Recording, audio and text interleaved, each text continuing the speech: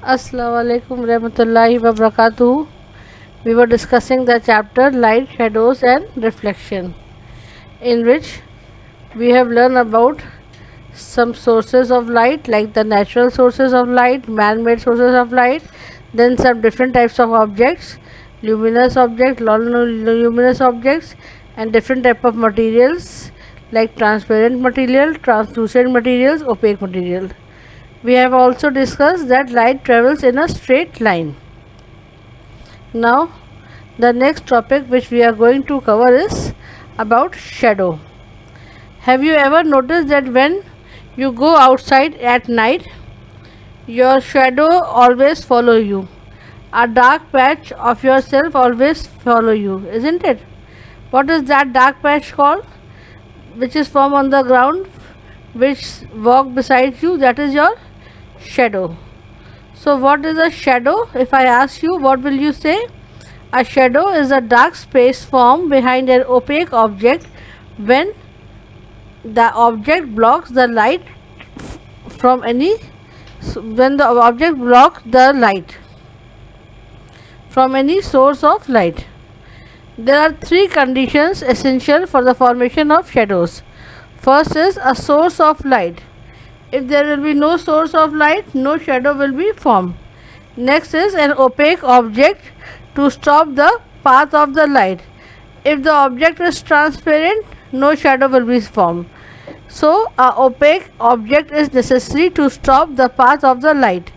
And third, an opaque screen behind the object to receive the shadow. These are the three conditions which are necessary for formation of the shadow. Now we shall discuss an activity to show that a source of light is necessary for the formation of shadow. For this we need a book and a source of light. What we will do, we will take a book or any other opaque object in a dark room. Can we see the shadow of the book? If we enter in a dark room, we cannot see any shadow. But as soon as we switch on the bulb or lit a candle in that room, what will we observe? We can see a shadow in the dark. When we switch on the bulb, we see the shadow of the book on the ground.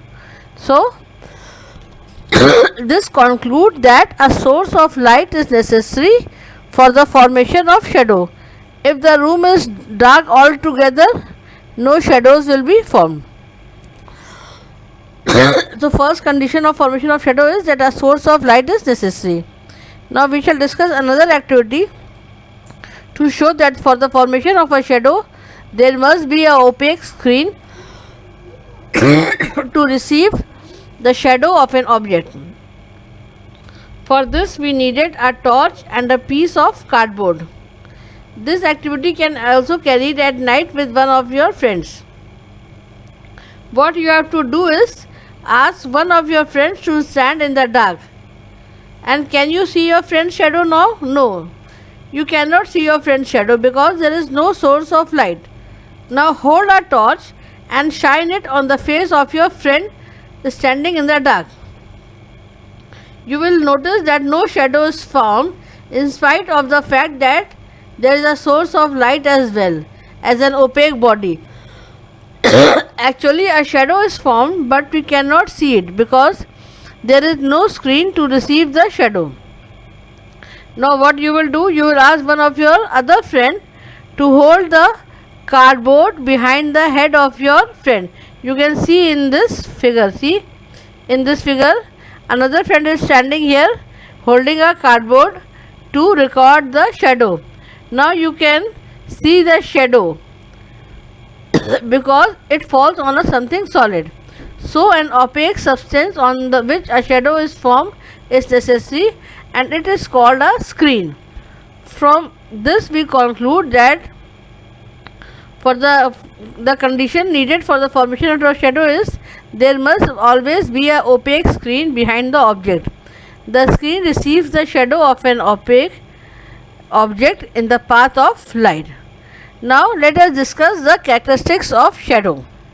What are the characteristics of shadow? First, it is always dark in color. whatever light in the room may be. Maybe you put on a blue bulb, you put on a red bulb, you put on a green bulb in your house, in your room, your shadow will always be dark. Then your shadow only shows the dark outline. You cannot identify each and every feature of the object in the shadow. It only shows the dark outline.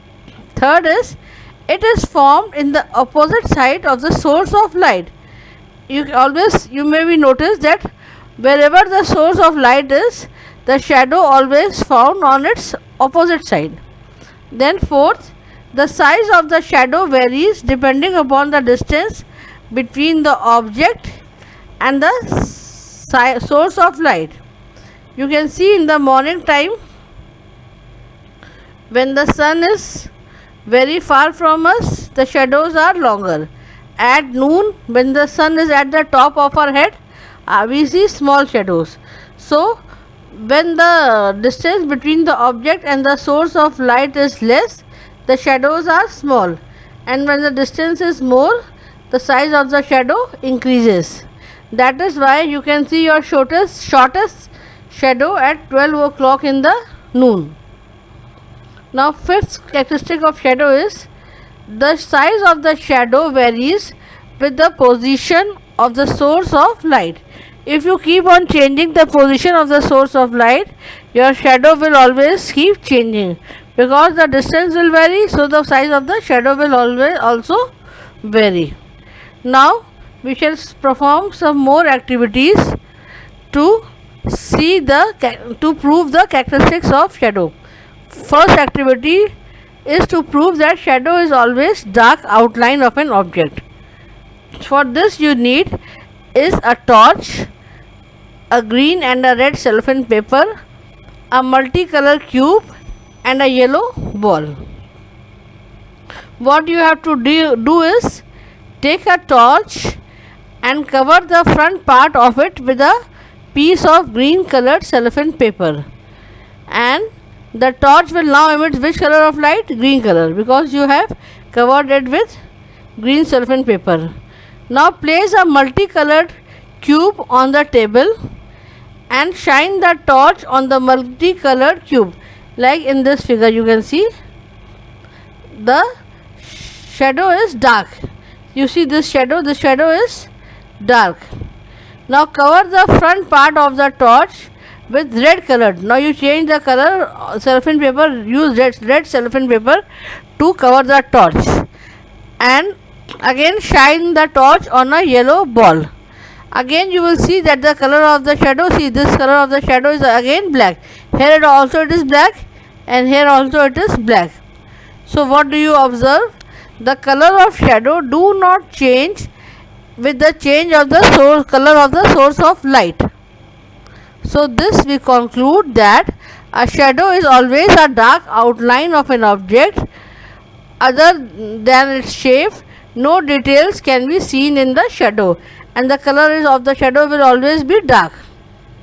Now next activity is to show that the size of a shadow depends upon the distance between the light and the opaque object. For this you need just a table lamp and a table, and this activity you can carry with your friends, any of your friends, at night. What you have to do is just switch on the table lamp and place it on a table, and ask your friend to stand against the wall. See in this figure, in the first figure you can see this boy is standing against the wall. You can see the shadow of your friend on the wall.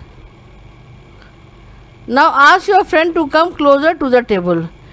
First the friend was standing here, now he comes closer to the table. Now you will observe her, and now observe the shadow. You will see that the size of the shadow becomes larger when your friend comes closer to the source of light. We can also say that the size of the shadow becomes larger when the object moves away from the screen. From this we conclude that the size of the shadow on the screen increases with the source of light and increases with the decreases the size of the size of the shadow on the screen increases with the decrease in distance between the source of light and opaque object, and the size of a shadow on a screen increases with the increase in distance between the opaque object and the screen. This is all about the shadows. This is over for today.